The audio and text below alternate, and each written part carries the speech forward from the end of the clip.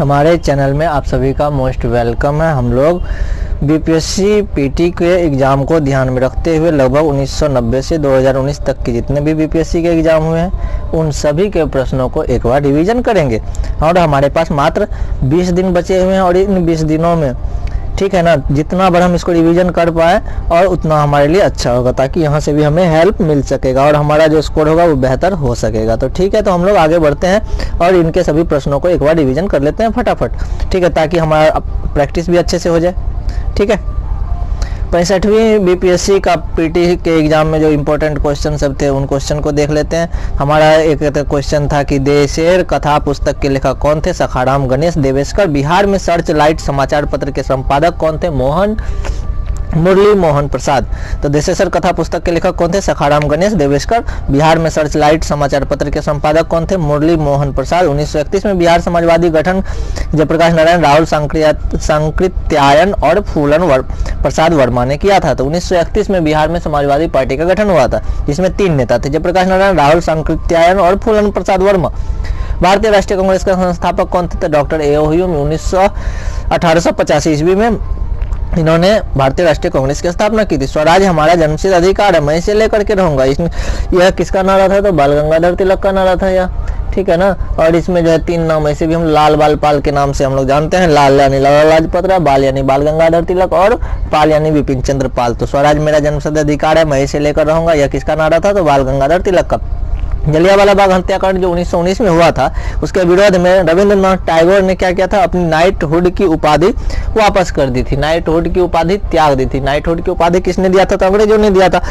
और 1919 का तो हत्याकांड हम लोगों को पता है, जिसमें हजारों लोगों की जान गई थी और इसी के कारण जो थे रविंद्रनाथ टैगोर अपनी नाइटहुड की उपाधि त्याग दी थी।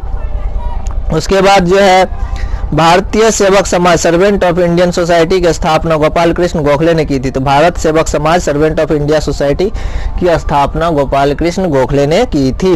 काकोरी ट्रेन डकैती में किनको किनको फांसी मिला था? तो राम प्रसाद बिस्मिल और अशफाक उल्लाह खां को फांसी दी गई थी। इंडिया फॉर इंडियंस किताब सी.आर. दास ने लिखा था। इंडिया फॉर इंडियन किताब किसने लिखा था? तो सी.आर. दास ने लिखा था।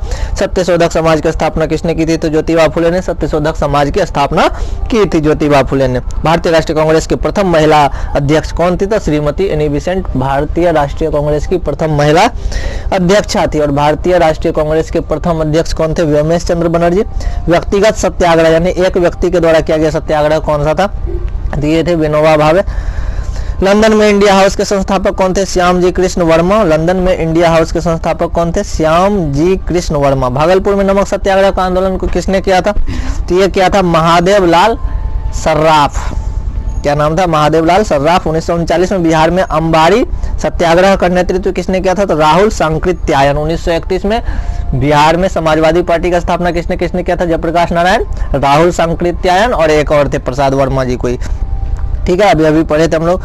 यहाँ 1939 में बिहार में अंबारी सत्याग्रह आंदोलन का नेतृत्व किया था राहुल सांकृत्यायन। हड्डियों की पढ़ाई के विज्ञान को क्या कहा जाता है? ऑस्ट्रियोलॉजी।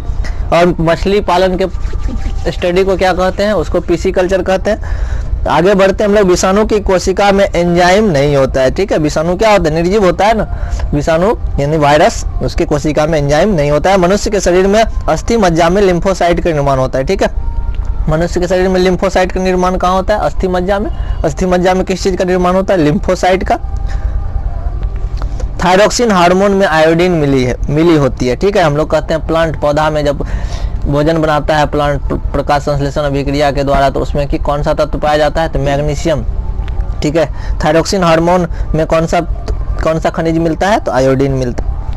एड्स किसके कारण होता है? एड्स विषाणु के कारण होता है, इसीलिए एड्स को क्या बोलते हैं हम लोग? संक्रामक बीमारी नहीं बोलते हैं। एक व्यक्ति को यदि एड्स होगा, यदि उसके साथ खाते हैं तो हमको एड्स नहीं होगा, ठीक है, क्योंकि वो क्या है? संक्रामक बीमारी नहीं है, ऐसे फैलने वाला नहीं है। तो ये चीजें। दाब का मात्रक क्या होता है? दाब का मात्रक पास्कल होता है, ठीक है।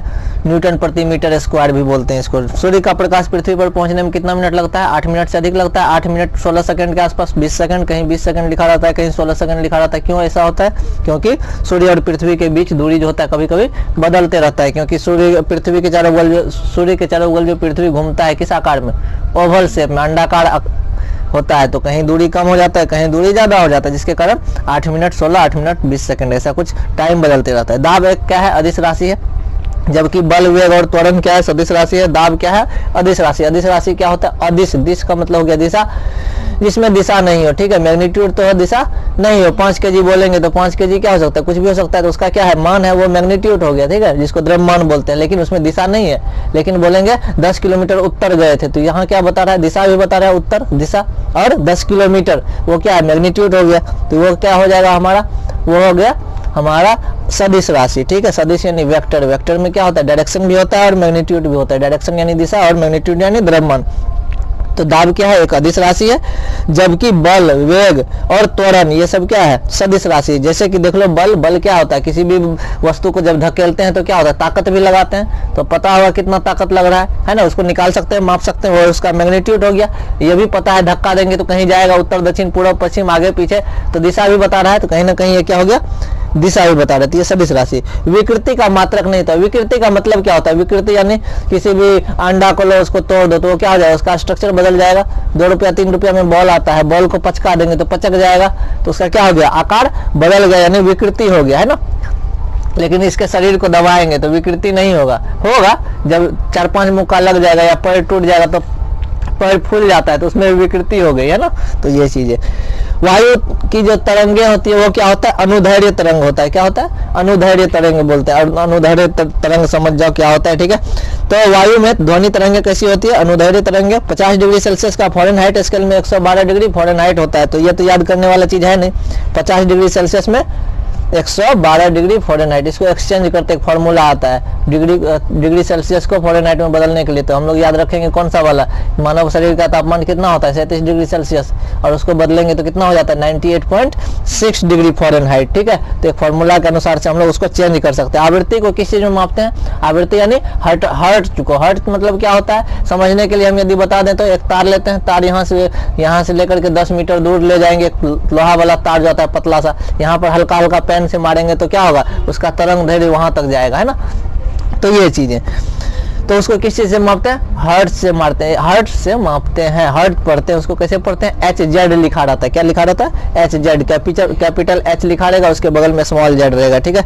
इसको हर्ट्ज पढ़ा जाता है। ये आवृत्ति मापने के लिए होता है। आवृत्ति होता क्या है, एक तरह से और समझ सकते हैं, देख लो पानी में, पानी देखता होगा जब बहता होगा तो उसमें क्या होता है, अप एंड डाउन होते रहता है, उस चीज को हम लोग आवृत्ति बोल सकते हैं। हाइपोथैलेमस शरीर के तापमान को नियंत्रित करता है। शरीर में तापमान भी कंट्रोल होते रहता है, होता है कि नहीं होता है, हाँ कैसे होता है, तुरंत खाना खाते हैं, ठीक है, तो गर्म रहता है शरीर, तुरंत पानी पी लेते हैं, फिर ठंडा हो जाता है, फिर 5 मिनट के बाद क्या होता है, फिर धीरे धीरे टेम्परेचर नॉर्मल हो जाता है बॉडी का। ये कंट्रोल कौन करता है, तो हाइपोथैलेमस, ठीक है। विद्युत धारा को किस चीज से मापते हैं, विद्युत धारा को एमीमीटर से मापते हैं। बिजली जो मापा जाता है किस चीज से, एमीमीटर से। तो इसका मतलब क्या बोलोगे कि जो है घर में जो मीटर लगा रहता है, बिजली बिल जो आता है उसमें क्या लगा होगा, एमीमीटर लगा हुआ होगा, तब ना बिजली को मापते हैं हम, बिजली कितना यूज करते हैं, तो एमीमीटर से। विद्युत शक्ति की इकाई क्या होती है, विद्युत शक्ति की इकाई वाट होता है। क्या होता है, वाट, कितना बिजली यूज करते हैं। कोई भी बल्ब देखना उसमें लिखा रहता है कितना वाट का है ना, 100 वाट का है, 9 वाट का है, ये लिखा हुआ रहेगा। कभी डब्बा में देखना, कल भी डब्बा था वहां पर रखा हुआ।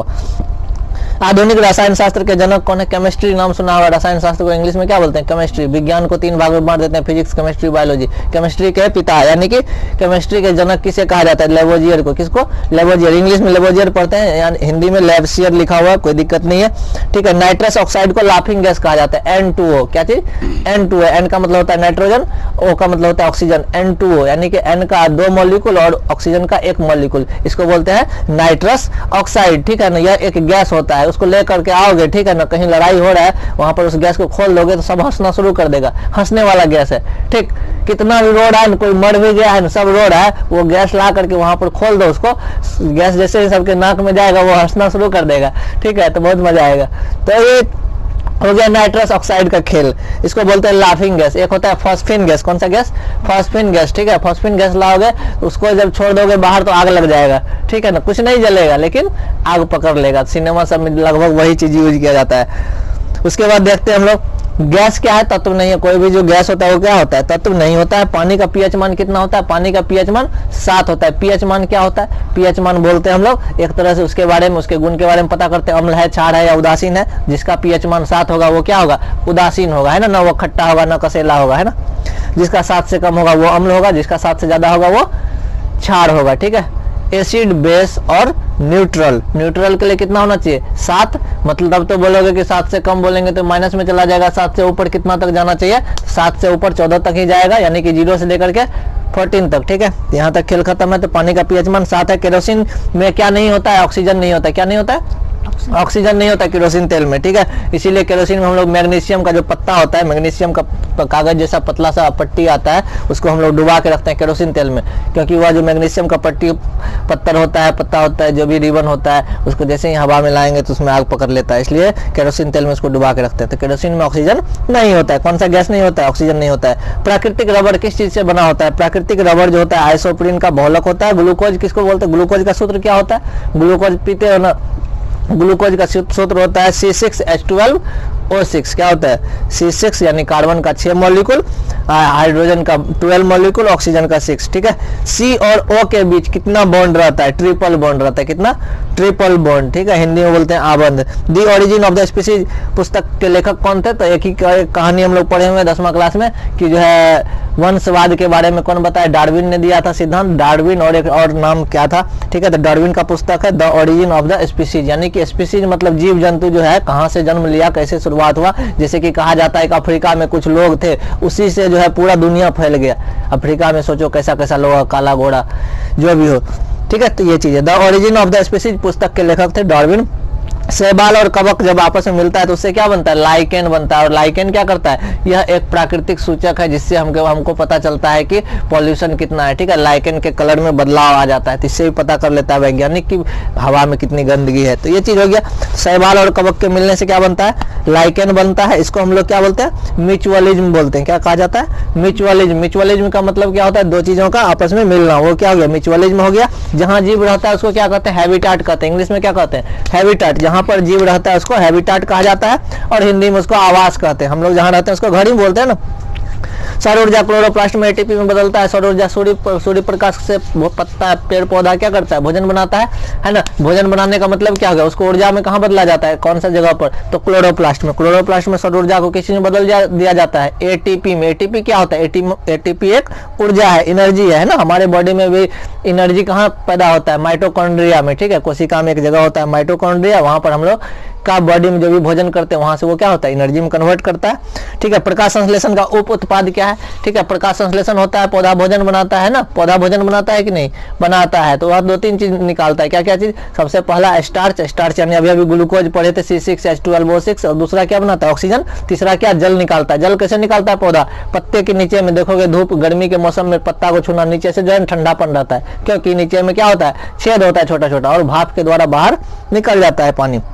ये उप उत्पाद पूछा। मुख्य उत्पाद कौन सा हो गया, मेन चीज क्या निकलता है, स्टार्च, जिसको ग्लूकोज बोलते हैं। दूसरा चीज ऑक्सीजन। बिहार दिवस कब मनाया जाता है, 21 मार्च को। कब, 21 मार्च को। क्यों मनाया जाता है, क्योंकि इस दिन बिहार का निर्माण हुआ था, है ना। 21 दिसंबर को जो है ये कब हुआ था, किससे अलग हुआ था, बंगाल से, है ना। 1912, 1 अप्रैल 1912 को बिहार बन गया था, है ना। तो ये चीजें उसी के याद में हम लोग हर साल 21 मार्च को क्या मनाते हैं, बिहार दिवस मनाते हैं।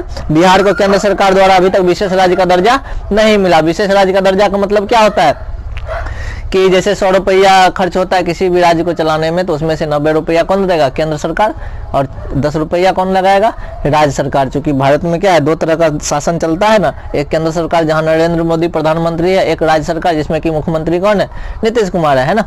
तो ये चीजें, विशेष राज्य का दर्जा अभी तक बिहार को नहीं मिला है। एक क्वेश्चन था कि कश्मीर घाटी का एक अंतिम मुगल शासक बिहार का कौन था, तो ये कश्मीर घाटी का अंतिम मुगल शासक मुस्लिम शासक था, जिसका नाम था यूसुफ शाह चक्र, जो मुगल सम्राट अकबर द्वारा बिहार में निर्वाचित किया गया था, जिसकी मृत्यु कहाँ हो गई थी, नालंदा में, वहीं दफना दिया गया था उसको।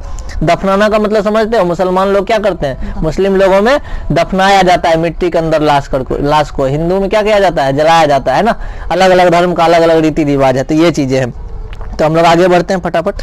बिहार राज्य पर्यटन विकास निगम की टैगलाइन क्या है, ब्लिसफुल बिहार। ठीक है, बिहार राज्य पर्यटन विकास निगम, ठीक है ना। बिहार सरकार क्या किया है, कुछ सरकारी बसें चलाई है जिसमें कि टूरिस्ट वाला है, घूमने के लिए, है ना। उसमें टिकट कटा, तुमको पूरे बिहार घुमाएगा, जहां जहां घूमने वाला जगह है, पैसा लेगा। उसके पटना सब में मिलता है बस, आराम से उस पर बैठो, जहां जहां घूमने का जगह है तुमको पूरा बिहार घुमा देगा वो। तो ये हो गया। इसके लिए टैगलाइन क्या बनाया है बिहार सरकार, ब्लिसफुल बिहार, यानी एक सुंदर बिहार, खूबसूरत बिहार, जहां पर हम लोग घूम सकते हैं। पराग्वे देश का राजधानी कौन सा है, अनसियन, ये पूछा गया था पिछले बीपीएससी में यानी कि 65वीं में एग्जाम में।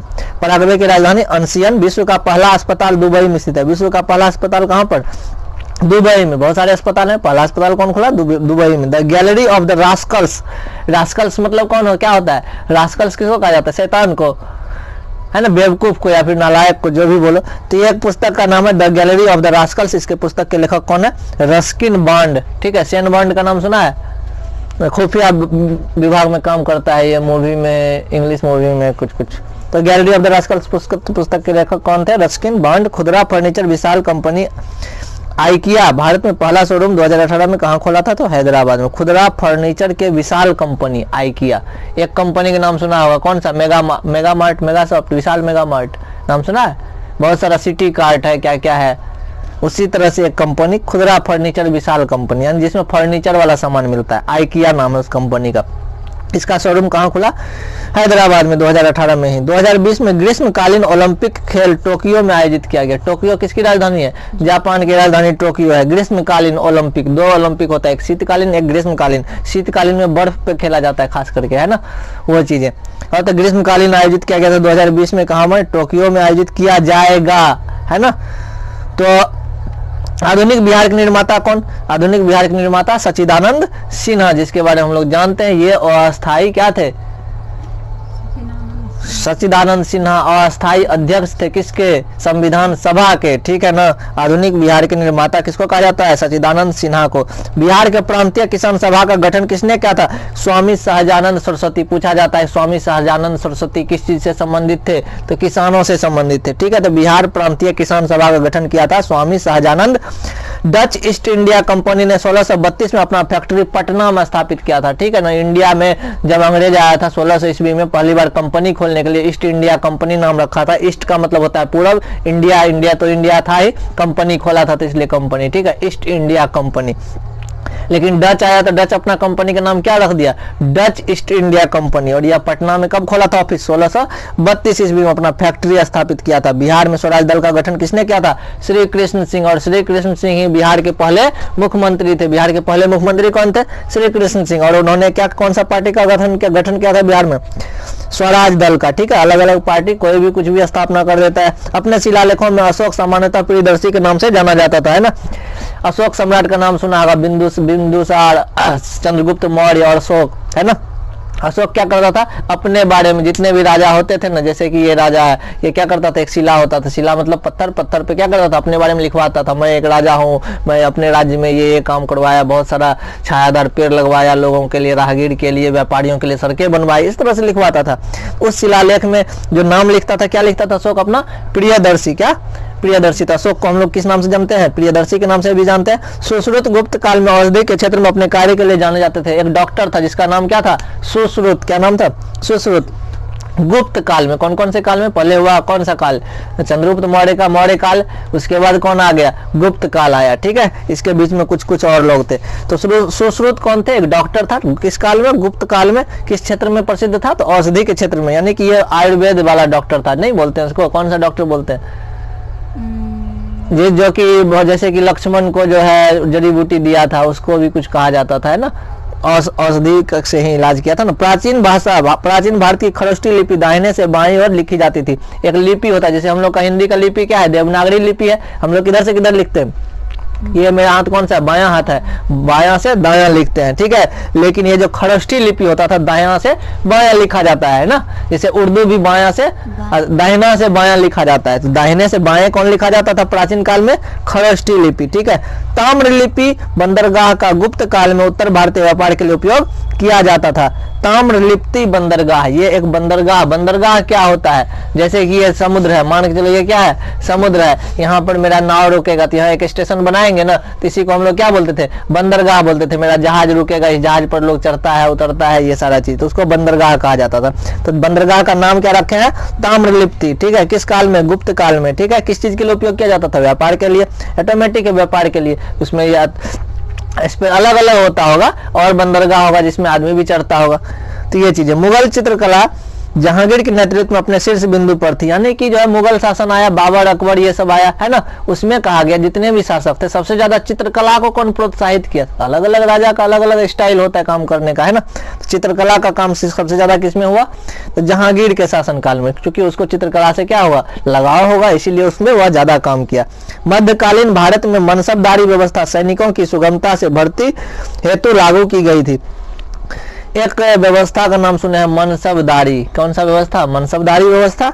वह किसके लिए लागू किया गया था, सैनिकों को आसानी से हम भर्ती कर सके, सैनिकों को सुविधा देने के लिए। मध्यकालीन भारत में भारतीय इतिहास को 3 भाग में बांटे हैं, प्राचीन काल का इतिहास, मध्यकालीन इतिहास और आधुनिक भारत का इतिहास, यानी कि जो वर्तमान समय में चल रहा है ना।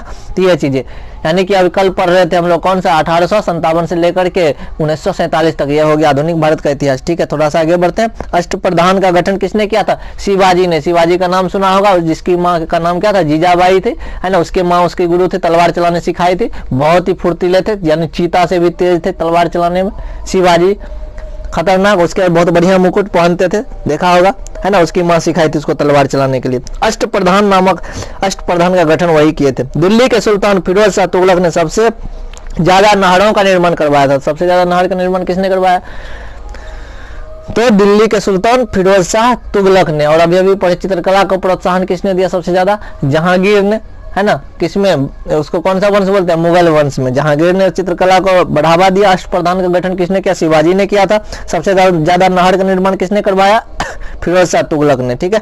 बंगाल की खाड़ी में समुद्र डकैती हेतु हुगली का उपयोग पुर्तगालियों ने किया। क्या करता था, समुद्र में डकैती करता था, है ना। चूंकि अंग्रेज आता था सामान लेकर के, समुद्र में 5-6 नाव लेकर के रहता था, लूट लेता था नाव को, ही डकैती कर लेता। रात में कहीं रोका, रात भर में डकैती हो गया। तो समुद्र में कौन डकैती करता, बंगाल की खाड़ी पता है किधर है, बांग्लादेश की तरफ, है ना। बांग्लादेश जिधर कलकत्ता है, उड़ीसा है, उधर क्या है, बंगाल की खाड़ी है ना। वहां पर समुद्र की डकैती होती थी। हुगली नदी कहाँ पर है, पश्चिम बंगाल में ही है, तो नदी से समुद्र में जुड़ता होगा नदी, है ना। डकैती कर लेता था कौन, पुर्तगाली। ठगों का उन्मूलन कैप्टन स्लेम्स के नेतृत्व में हुआ। किसका उन्मूलन, ठगों का उन्मूलन। ठग क्या होता है, ठगों को समाप्त किया गया किसके नेतृत्व में, कैप्टन स्लीमैन के नेतृत्व में। ठीक है। लॉर्ड लिटन ने अफगानिस्तान के प्रति आक्रामक नीति अपनाई। ठीक है। अफगानिस्तान उस समय में भारत से अलग हो चुका था, तो लॉर्ड लिटन ने किसके प्रति आक्रामक नीति अपनाया, लॉर्ड लिटन। ठीक है। 1930 में महात्मा गांधी ने कौन सा आंदोलन, सविनय अवज्ञा आंदोलन शुरुआत किया था दांडी यात्रा से। दांडी यात्रा के बारे में पता है, 78 किलोमीटर, कितना किलोमीटर, 1930 ईस्वी में महात्मा गांधी और बहुत सारे लोग जो है 78 किलोमीटर पैदल चले थे नमक कानून तोड़ने के लिए। समुद्र किनारे जाकर के नमक बनाते, क्योंकि अंग्रेजों ने क्या किया था, कानून लगा दिया था कि कोई भी आम आदमी नमक नहीं बना सकता, हम बनाएंगे, आप लोग खरीदिएगा, ताकि सरकार को फायदा होता। और नमक तो इतना मिल रहा था फ्री में, सस्ता में, लोगों को नमक पे भी टैक्स लग रहा था, तो इसलिए लोग गुस्सा से आंदोलन करना शुरू किया। सविनय अवज्ञा आंदोलन, सविनय का मतलब प्रेम पूर्वक, गुस्सा से नहीं। तो ये चीजें, तो 1930 में दांडी यात्रा से सविनय अवज्ञा आंदोलन की शुरुआत हुई। सारा बंदी आंदोलन 1922 सरदार वल्लभ भाई पटेल के नेतृत्व में हुआ था। कौन सा आंदोलन, सारा बंदी आंदोलन 1922 में सरदार पटेल, जिसका नाम सुना, जिसको हम लोग लौह पुरुष भी बोलते हैं ना, जिसका सबसे ऊंचा मूर्ति बना है, कहां पर, गुजरात में। 1922 में उन्होंने साराबंदी आंदोलन की शुरुआत की थी। भारत में विभाजन के समय भारतीय राष्ट्रीय कांग्रेस के अध्यक्ष कौन थे, जब भारत का बंटवारा हो रहा था उस समय भारतीय राष्ट्रीय कांग्रेस के अध्यक्ष कौन थे, तो जेबी कृपलानी। ठीक है। और जब पहली बार कांग्रेस बना था तो उस समय कौन था, व्योमेश चंद्र बनर्जी। और पहली महिला अध्यक्ष कौन थी कांग्रेस की, अभी अभी बताए थे, कौन थी पहली महिला अध्यक्ष, एनी बेसेंट। और भारत विभाजन के समय जेबी कृपलानी। ठीक है। भारतीय राष्ट्रीय कांग्रेस के अध्यक्ष। बिहार में 1857 के विद्रोह किसने का नेतृत्व कौन किया था, हम लोग जानते थे कि वहां पर जो है मेरठ में जो है कौन, मंगल पांडे, मूछ वाला एकदम जो है वो आंदोलन शुरू किया था, बंदूक चलाया था, कुछ कर लिया था वहां पर। लेकिन बिहार में कौन कर रहा था, प्रथम स्वतंत्रता संग्राम का नेतृत्व कुंवर सिंह, वीर कुंवर सिंह का नाम सुना होगा, है ना। उसको गोली लग गया था, नाव पे जा रहा था, गंगा थी, नदी पार करके इस पार से उस पार, हजारीबाग के आसपास, उसको गोली लग गया था कंधा में। गोली तो जहरीला होता है, उसको तो जहर डाला जाता है ताकि दुश्मन मर जाए। उन्होंने क्या किया था, अपने तलवार से अपना हाथ ही काट लिया था, क्योंकि बहुत दर्द हो रहा था। तो ये चीजें, तो कौन नेता, वीर कुंवर सिंह थे हमारे बिहार के नेतृत्व करता। असहयोग आंदोलन के दौरान बिहार में कृषकों का नेतृत्व कौन कर रहा था? स्वामी विद्यानंद। अभी अभी कृषि आंदोलन था एक, अभी कौन सा कृषि समिति था? सहजानंद था। और ये जो था कौन था? कृषकों का नेतृत्व किया था किस आंदोलन में? असहयोग आंदोलन में। असहयोग आंदोलन कब शुरू हुआ था? 1920 ईस्वी में, ठीक है ना। तो ये थे नेता इसके स्वामी विद्यानंद। पश्चिमी चंपारण जिला सबसे अधिक घने पतझड़ वाले वन से घिरा हुआ है। पश्चिमी चंपारण का नाम सुना होगा, जहां मोतिहारी है, बेतिया है, वहां पश्चिमी चंपारण में, ठीक है ना, बेतिया। तो उसमें जो है कौन से वन ज्यादा पाए जाते हैं? कौन सा जंगल? पतझड़। पतझड़ का मतलब क्या होता है? एक समय में अपने पत्ते को गिरा देना। जैसे अभी ठंडा है ना, सारा पत्ता गिर जाएगा, ठीक है। जैसे ही ठंडा धीरे धीरे खत्म होगा तो उसमें पत्ते आने शुरू हो जाएंगे, तो पतझड़ वनों से घिरा हुआ है। आगे बढ़ते हैं। बिहार के पटना जिले में गंगा नदी सबसे लंबी है। सबसे ज्यादा लंबा गंगा नदी कहाँ पर है? पटना में ही है ना। बिहार में लगभग कितना किलोमीटर? 438 या 34 किलोमीटर है। कौन? गंगा नदी, ठीक है। 2011 के जनगणना के अनुसार बिहार के शिवहर जिले में जनसंख्या घनत्व तो सबसे अधिक है। 1108 आदमी जो है ना 1 किलोमीटर के अंदर, 1 वर्ग किलोमीटर के अंदर, यानी 1 किलोमीटर चौड़ा 1 किलोमीटर लंबा, इसमें 1108 आदमी। कहाँ पर? शिवहर में। तो सबसे ज्यादा जनसंख्या घनत्व उसी को बोलते हैं, है ना। तो ये चीज जनसंख्या घनत्व समझ में आया। एक किसी विशेष क्षेत्रफल पर कितना आदमी रहता है वही उसका क्या कहलाया? जनसंख्या घनत्व कहलाया। तो ये चीजें, जैसे हमारे घाट पे, दूसरे बगल वाले घाट पे किस पे ज्यादा आदमी था? जिस आदमी घाट पे ज्यादा आदमी होगा उसका जनसंख्या घनत्व ज्यादा था। तो ये चीजें बोल सकते हैं हम लोग। आगे बढ़े हम लोग। तो बिहार में सबसे ज्यादा जनसंख्या घनत्व किसका है? शिवहर का। और ऐसे भी क्यों है? आइडिया लगा लेंगे, क्योंकि पूरे बिहार में सबसे छोटा कौन है? शिवहर नहीं है, शेखपुरा जिला है, लेकिन शिवहर में जनसंख्या घनत्व सबसे ज्यादा है, ठीक है। शिवहर जो है लैंड लॉक्ड भी है। लैंड लॉक्ड सीतामढ़ी के नीचे आता है शिवहर, ठीक है ना। लैंड लॉक का मतलब चारों तरफ जमीन से घिरा हुआ है, कोई बॉर्डर को टच नहीं करता है। जापान भौगोलिक क्षेत्र की दृष्टि से सीमा रहित सबसे बड़ा देश है ना। यानी कि जापान एक ऐसा देश है जिसका कोई सीमा ही नहीं है, मतलब किसी से टच नहीं करता है, किसी भी देश से, जापान का। और वह सबसे बड़ा देश है इस कंडीशन में। सबसे बड़ा देश जिसका की बाउंड्री किसी भी दूसरे देश से टच ना करे, वो कौन सा है? जापान, ठीक है। सर्वाधिक उत्तरी, क्योंकि चारों बगल समुद्र ही समुद्र है, तो ऐसा कुछ। सर्वाधिक उत्तरी दक्षिणी लंबाई वाली सीमा वाला देश कौन सा है? सर्वाधिक उत्तर दक्षिण लंबाई वाला, है ना। सबका लंबाई अलग अलग है। भारत में भी देखो ऊपर से नीचे उत्तर दक्षिण लंबा है थोड़ा सा, पूरब पश्चिम थोड़ा कम है। बिहार में क्या है? बिहार में उसी तरह से है ना, ऊपर से नीचे जो थोड़ा सा चौड़ाई उसका कम है, लंबाई थोड़ा ज्यादा है, इस तरह से। तो उत्तर से दक्षिण की लंबाई सीमा वाला, सबसे लंबा सीमा वाला देश कौन सा है? चिली, ठीक है, जिसका लंबाई उत्तर से दक्षिण पतला होगा एकदम। तो ये चीज है। तो चिली है सबसे बड़ा देश किस हिसाब से? तो उत्तर दक्षिण लंबाई के हिसाब से। इंडोनेशिया में सबसे अधिक द्वीप है। द्वीप किसको बोलते हैं? ऐसा जगह जो चारों बगल पानी से घिरा रहता है उसको क्या बोलते हैं? द्वीप बोलते हैं। तो सबसे अधिक द्वीप किस देश के पास है? इंडोनेशिया के पास है। हमारे यहाँ भी इंडोनेशिया है, किधर है? हमारे देश के बगल में ही है ना। एक तरफ मालदीव है, एक तरफ इंडोनेशिया है। ईरान विश्व का सबसे अधिक केसर उत्पादन करने वाला देश है। केसर क्या है? केसर जो है महिला को जब गर्भवती होती है उससे पहले केसर खिलाया जाता है। केसर का उत्पादन हमारे देश में भी होता है, जम्मू कश्मीर में, ठीक है। लेकिन पूरी दुनिया में सबसे ज्यादा केसर का उत्पादन कहाँ होता है? ईरान में होता है।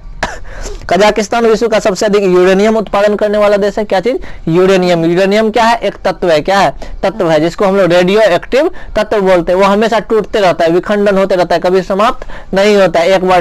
तो हमने क्या बताया? इंडोनेशिया में सबसे अधिक द्वीप है, छोटे छोटे द्वीप मिलाकर के क्या बना है? इंडोनेशिया बना है। ईरान में जो सबसे ज्यादा केसर का उत्पादन होता है। केसर का उत्पादन सबसे ज्यादा कहाँ होता है? ईरान में। भारत में केसर का उत्पादन कहाँ होता है? जम्मू कश्मीर में, ठीक है। उसके बाद क्या है? कजाकिस्तान विश्व का सबसे ज्यादा बड़ा यूरेनियम उत्पादक देश है। ऑस्ट्रेलिया में भी होता है, हमारे यहाँ भी होता है, लेकिन हमारे यहाँ कम मात्रा में होता है। तो बोलोगे क्या यूरेनियम जो देश लेगा वो क्या बना सकता है? परमाणु बम बना सकता है ना। एक परमाणु बम गिरा था कहां पर? जापान में। कहां? हिरोशिमा और नागासाकी में 9 अगस्त और 6 अगस्त को 1945 में, ठीक है ना।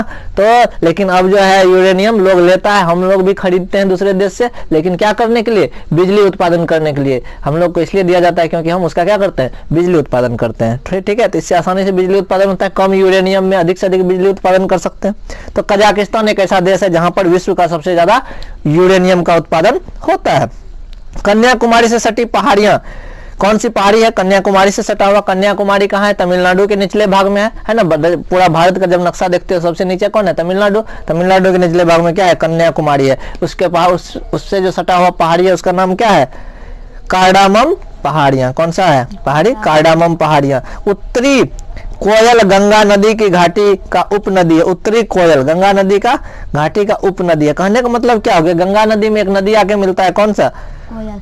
कोयल नदी। ठीक है, तो कोयल नदी याद रखना। कोयल नदी किस नदी की उपनदी है, तो गंगा नदी की। गिरनार पहाड़ी पर चाय बागान नहीं है, जबकि कानन देवन नीलगिरी दार्जिलिंग पहाड़ी पर चाय बागान है। चाय का जो बागान होता है, तुम लोग गया है कभी दार्जिलिंग घूमने के लिए, चाय का बागान देखा था, टोकरी लगा के जो पीछे तोड़ती है चाय कोई पत्ती, तो वो चीज है। चाय का बागान कहाँ कहाँ पाया जाता है, कानन देवन नीलगिरी और दार्जिलिंग पहाड़ियों पर। ठीक है, चाय का बागान, और गिरनार पहाड़ी पर चाय का बागान नहीं पाया जाता है। भारत में मध्य प्रदेश में सबसे अधिक कौन सा वन है, पतझड़ वन। कौन सा, पतझड़ वन। बिहार में कहां पर था, पश्चिमी चंपारण में। अभी अभी पढ़े थे हम लोग। केम्बे की खाड़ी में प्रवाल भित्ति नहीं पाई जाती है। कौन सा भित्ति, प्रवाल भित्ति केम्बे की खाड़ी में नहीं पाई जाती है। 2011 की जनगणना के अनुसार जैन धार्मिक हिंदू समूह में सबसे ज्यादा साक्षरता दर पाई गई है। कौन सा धर्म में सबसे ज्यादा साक्षर है, तो जैन धर्म है ना।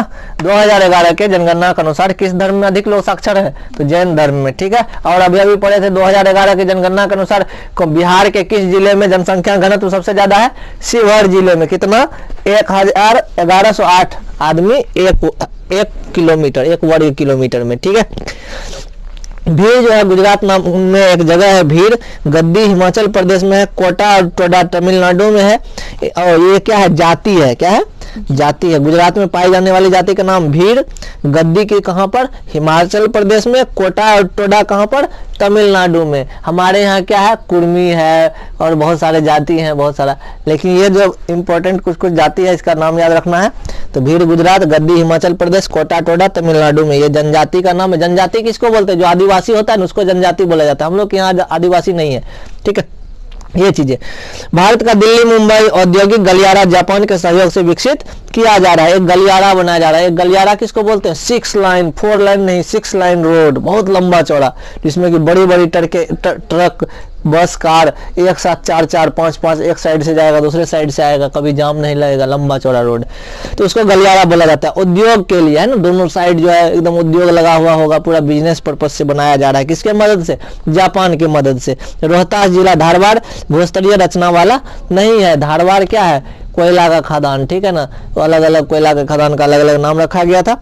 धारवाड़ भूस्तरीय वाला रचना रोहतास में नहीं है, जबकि मुंगेर, जमुई और नवादा में धारवाड़ भूस्तरीय रचना है। बिहार राज्य में गंगा किनारे कितने जिले स्थित है, बिहार राज्य में जो गंगा किनारे कौन कौन से जिले हैं, 12 जिले। टोटल कितने जिले, 12 जिले। जिसको नक्शा याद है तो अब नक्शा में मैपिंग करते रहे। ऐसे 12 जिला है जो कि गंगा किनारे बसा हुआ है बिहार में। ठीक है, तुम लोग।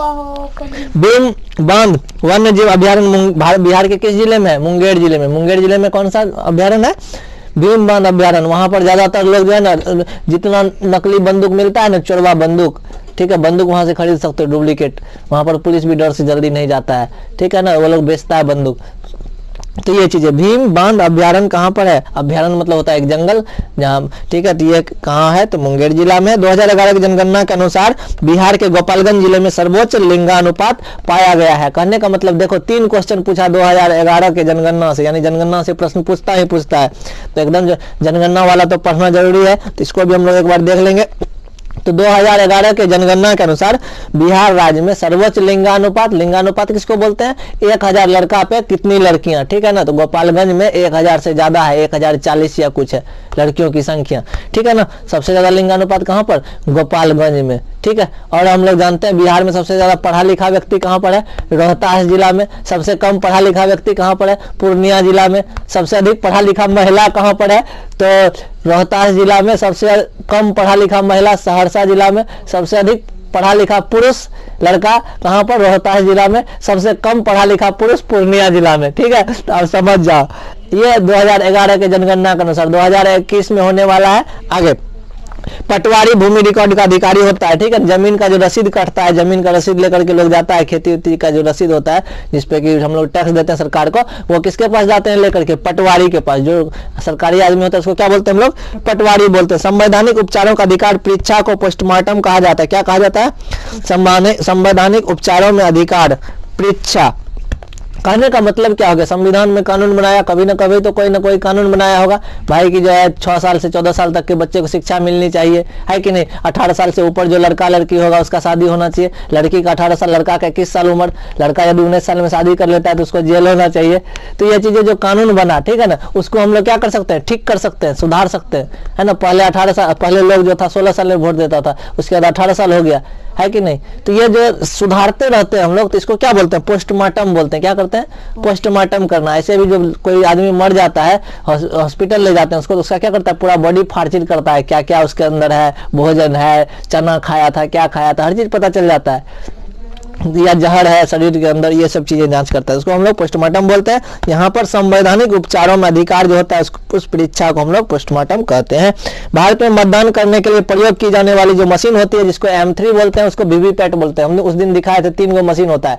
एक जो होता था जिसको हम लोग CU बोलते हैं, कंट्रोल यूनिट, बैलेट यूनिट, उसके बाद कौन होता है, बैलेट यूनिट होता है जिसमें बटन होता है सबका छाप, उसके बाद बटन दबाने वाला, और तीसरा जो मशीन होता है जिसको हम लोग क्या बोलते हैं, वीवीपैट बोलते हैं, ठीक है, जिसको M3 संस्करण बोला जाता है। ग्राम पंचायत का निर्माण पंचायती राज व्यवस्था के तहत हुआ है, ठीक है। पंचायती राज व्यवस्था बनाया गया जिसमें कि हम लोग क्या बनाए, ग्राम पंचायत का निर्माण किया, जिसमें 5 गो पंच होगा, 1 सरपंच होगा, ये चीजें। आगे हम लोग बढ़ते हैं। जनगणना 2011 के अनुसार बिहार में बाल का लिंगानुपात, बच्चा का लिंगानुपात कितना है, पुरुष महिला का तो देख लिया, गोपालगंज में सबसे ज्यादा है ना, लेकिन बच्चा में सबसे, बच्चा का बाल लिंगानुपात जो जन्म लेता है 935 है। कहने का मतलब क्या हो गया, 1000 लड़का जन्मता है, उसके अपेक्षा 935 लड़की ही जन्मती है ना। अब सोचो शादी विवाह भी होगा तो कम से कम बराबर तो होना चाहिए, लड़कियों की संख्या क्या है, कम है। ऐसा क्यों होता है, क्योंकि भ्रूण हत्या होता है, जब पेट में बच्चा होता है तो लोग जांच करवा लेता है, देखता है लड़की है तो उसको मार देता है, तो ऐसा करने से ये सब प्रॉब्लम आती है। तो जनगणना 2011 के अनुसार देखो 4 क्वेश्चन अभी तक पूछ चुका है। 2015 में एकीकृत ग्रामीण विकास 6ठी पंचवर्षीय योजना के दौरान शुरू किया गया था। तो पूछता है पंचवर्षीय योजना से भी क्वेश्चन रहता है। पंचवर्षीय योजना क्या है, 1950 में योजना आयोग की स्थापना की गई थी, किसके द्वारा, भारत सरकार के द्वारा। उसके बाद कहा गया था कि हम लोग जो है 5-5 साल का प्लानिंग करेंगे, इस 5 साल में क्या करेंगे। कहने का मतलब एक स्टूडेंट है तो वो क्या प्लानिंग करेगा, अभी से लेकर के कल तक में हमको कौन कौन सा काम करना है, कौन कौन सी पढ़ाई करना है, कौन कौन सा सब्जेक्ट खत्म करना है। उसी तरह से सरकार ने भी क्या किया था, 5-5 साल का प्लानिंग किया था, उसको क्या कहा गया, पंचवर्षीय योजना। तो 6ठी पंचवर्षीय योजना में कौन सा चीज था, एकीकृत ग्रामीण विकास कार्यक्रम। तो कि सरकार को अकल आया होगा कि गांव का विकास करेंगे तो पूरा देश का विकास तो ऑटोमेटिक हो जाएगा, है ना। और हम लोग यदि दिमाग लगाए तो यदि सब कोई शिक्षित हो जाएगा, सब कोई पढ़ेगा, सब कोई आगे बढ़ेगा तो क्या हो जाएगा, देश का विकास हो जाएगा खुद ब खुद। तो हम लोग ये भी कह सकते हैं। तो 6ठी पंचवर्षीय योजना में क्या था, ग्रामीण विकास कार्यक्रम था। अंत्योदय कार्यक्रम सर्वप्रथम कहां पर शुरू किया गया था। अंत्योदय कार्यक्रम किसको कहा जाता है, देखता होगा गांव में जो है लोग कार्ड लेकर के जाता है, 51-52 रुपया में जो है 30 किलो 40 किलो चावल भी देता है, बहुत सारा सामान, गेहूं भी देता है, कौन, कोटा में जिसको बोलते हैं, ठीक है ना, POS कहा जाता है। आगे देख लो, अंत्योदय कार्यक्रम का शुरुआत कहां पर हुआ था, किस राज्य से, तो ये हुआ था राजस्थान से। राजस्थान में पहली बार, अब तो पूरे देश में हो गया है। रैयतवाड़ी प्रथा, अभी पढ़े थे मनसबदारी प्रथा, किस चीज के लिए शुरू हुआ था, मनसबदारी प्रथा सैनिकों को सुविधा देने के लिए। लेकिन रैयतवाड़ी प्रथा जिसमें कि किसान स्वयं भूमि का मालिक होता है, रैयतवाड़ी प्रथा क्या होता है, किसान स्वयं भूमि का मालिक होता है। इससे पहले यानी रैयतवाड़ी कानून जब लाया गया था, इससे पहले कौन मालिक था, जमींदार, यानी मेरा खेत है पूरा, तुम लोग किसान हो, खेती करो, फसल उपजा के हमको दो, तुम लोग को थोड़ा बहुत मिलेगा मुआवजा, तो तुम लोग तो मन से करोगे नहीं, है ना। लेकिन देखा कि अब तो खेती किसानी कर नहीं रहा अच्छे से किसान, तो इसके लिए मालिक किसको बना दिया गया, किसान को ही मालिक बना दिया गया। लोग के पास अपना जमीन रहता है, सोचता है हम अधिक मेहनत करें, दूसरा का काम करने में आनाकानी करता है, इसीलिए लाया गया रैयतवाड़ी प्रथा। सरकार को भू राजस्व के भुगतान के लिए जिम्मेदार माना जाता था, है ना। और अब क्या हो गया, किसान ही डायरेक्ट किसको टैक्स देगा, सरकार को देगा। हम लोग भी देते हैं, जमीन का रसीद कटता है 190 रुपया प्रति एकड़ या ऐसे करके कुछ 1 साल में कटता है, तो हम लोग कटाते हैं। तो किसान भी डायरेक्ट कर देगा और किसान को ज्यादा मुनाफा होगा। लेकिन उससे पहले किसको मुनाफा होता था, जमींदार को। जमींदार क्या हो गया, बिचौलिया हो जाता था, है ना। बिचौलिया समझते हो, बीच में खाने वाला। क्या, एक जो है कॉपी खरीद के लाए हम कितना में, 16 रुपया में, तुमको कितना में बेच रहे हैं, 20 रुपया में। सोचो, हाँ, हम जिस दुकान से खरीद के लाए वो बेचारा कितना में लाया होगा, वो 10 रुपया में लाया होगा, है कि नहीं। और वो जहां से लाया होगा 10 रुपया में, और जो 10 रुपया में बेच रहा है वो खरीदा होगा 6 रुपया में। इतना बिचौलिया आ गया। और जहां 6 रुपया मिल रहा है वहीं से हम खरीद के ले आएंगे, सोचो कितना मुनाफा होगा कि नहीं होगा। तो ये चीजें होती थी। तो रैयतवाड़ी प्रथा लाया गया था। ईपीसीजी, ईपीसीजी क्या होता है? एक्सपोर्ट प्रमोशन कैपिटल गुड्स, ठीक है। ईपीसीजी एक एक्सपोर्ट का मतलब होता है कहीं से सामान को लाना या भेजना, भेजना क्या होता है? भेजना। एक जगह से दूसरे जगह भेजते हैं उसको क्या बोलते हैं? एक्सपोर्ट। और दूसरे जगह से अपने पास लाते हैं तो उसको बोलते हैं इंपोर्ट, ठीक है। मोबाइल में देखा होगा एक्सपोर्ट और इंपोर्ट रहता है। जब कॉन्टैक्ट के सेटिंग में जाओगे ना, इंपोर्ट कॉन्टैक्ट मतलब दूसरे के मोबाइल से अपने में जब लेना है तो उसको क्या बोलते हैं? इंपोर्ट करना। अपने से दूसरे में भेजना है कॉन्टैक्ट नंबर तो उसको क्या बोलते हैं? एक्सपोर्ट करना। तो एक्सपोर्ट प्रमोशन कैपिटल्स गुड्स, सामानों का एक जगह से दूसरे जगह भेजना, वो क्या कहला है? एक्सपोर्ट। इसका फुल फॉर्म भी पूछता है तो EPCG export promotion capital goods. प्रधानमंत्री श्रम योगी मानधन योजना में प्रत्येक ग्राहक को 60 वर्ष की आयु करने के बाद न्यूनतम अनुमानित पेंशन कितना? 3000 रुपया प्रति माह प्राप्त होगा, ठीक है।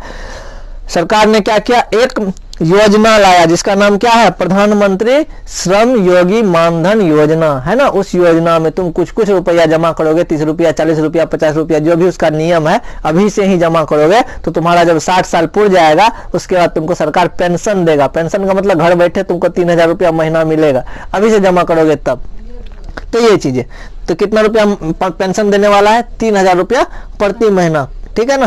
अनुमानित पेंशन है, कम से कम, ज्यादा से ज्यादा भी होगा। 5000 रुपया भी तुम लेना चाहते तो उसके लिए थोड़ा ज्यादा पैसा लगेगा। जैसे 42 रुपया प्रत्येक महीना करते हैं, 18 साल जैसे पूरेगा तुम जो है 42 रुपया पर महीना जमा करना शुरू कर देना, तो तुमको जो है 60 साल जैसे पूरेगा तुमको 5000 रुपया प्रत्येक महीना देगा वो, ठीक है ना। यदि 60 साल से पहले मर गई 50 साल में तो तुम्हारा सारा पैसा तुम्हारे बच्चे को मिल जाएगा। तो ये चीजें हो जाएगा।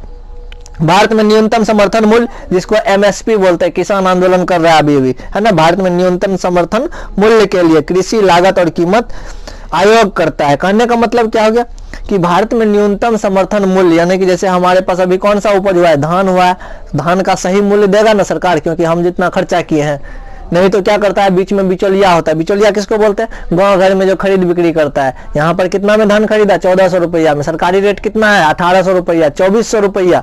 सोचो, तो यहाँ से ये खरीद के ले गया मंडी, मंडी में सरकारी रेट में वहां पर बिक गया, उसको कितना बेनिफिट हुआ? बहुत ज्यादा बेनिफिट हुआ। तो वो जो फिक्स करता है 1800 रुपया या 2400 रुपया धान का रेट, वो कौन करता है?